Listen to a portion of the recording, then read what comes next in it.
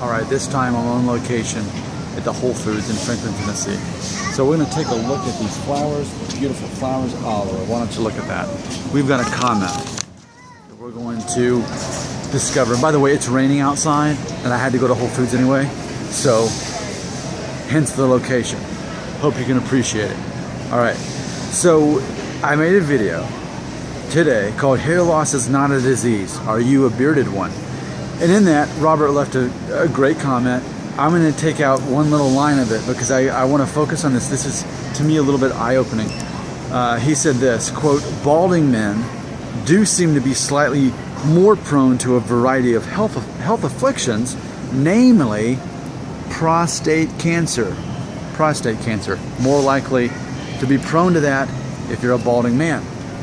I didn't know that. That's new to me. I will take that as truth. To me, it's truth. So thank you for that. What's interesting though, and you can see the gears turning as I'm trying to come up with a theory here that helps me understand this better. But I did a blog post. If you were to open up a new window on your phone or on your laptop, whatever you're watching this from, and you were to Google the following, quote, Nick Shell hates, Nick Shell hate onset diabetes. Nick Shell hate onset diabetes. If you Google that, you will find a video, or not a video, a blog post that I did yesterday. Because remember, I'm a blogger. I've been a blogger for years. The vlogging thing's new. And so I talked about how I hate the concept of onset diabetes. We can avoid this. We can prevent this. Yet so many men not only get onset diabetes, but they also get prostate cancer. And what I point out in the opening paragraph of this blog post, which again, just Google Nick Shell hate onset diabetes. It'll get you there. And if you Google that, you'll see in the opening line, I talk about how there's a demographic, a particular demographic that is more opposed to my vegan lifestyle than any other demographic. Here it is. Overweight men, especially middle-aged overweight men. They're more opposed to me. And here's the thing. Well, let me back that up. They're middle-aged overweight men, and here's the kicker, that have onset diabetes. Overweight middle-aged men that have onset diabetes. The onset diabetes men thing is the main thing to take away from that. Here's what's interesting. Onset diabetes means you could have prevented it, but because of the way you ate and your lifestyle, you got diabetes.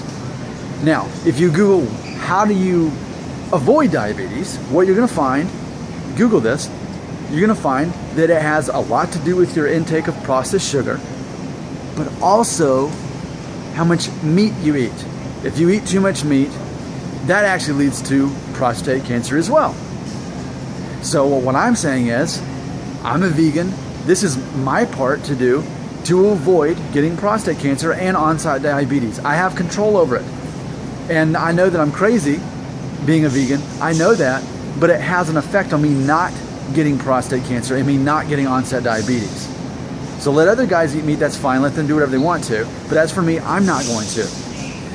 So it's interesting that Robert in the comments is talking about prostate cancer because I just wrote about this. I just wrote about it yesterday. Again, Google Nick Shell hate onset diabetes. Google that. Find the blog post I'm talking about. You'll see it.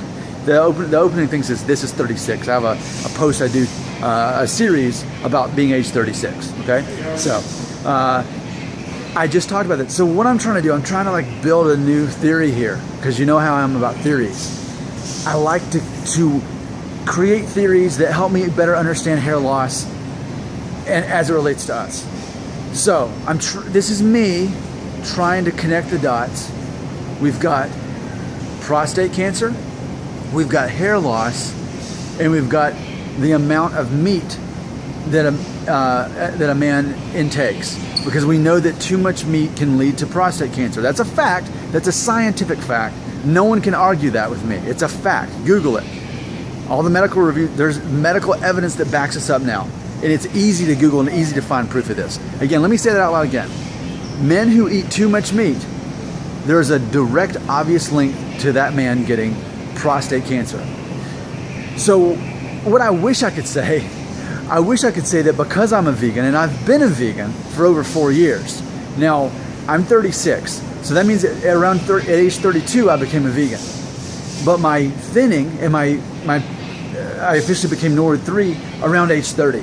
So I was already Norwood 3 and starting to have thinning 2 years prior to me going vegan.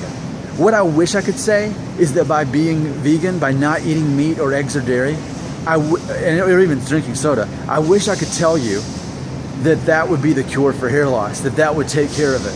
But ultimately, I have to go back to my own fundamental belief, which is ultimately, you're born one way or another. You're born to have facial hair and have body hair and lose your hair or go thin, or you're born with not much of an ability to grow facial hair or body hair, but ultimately, you're the guy who gets to keep your hair.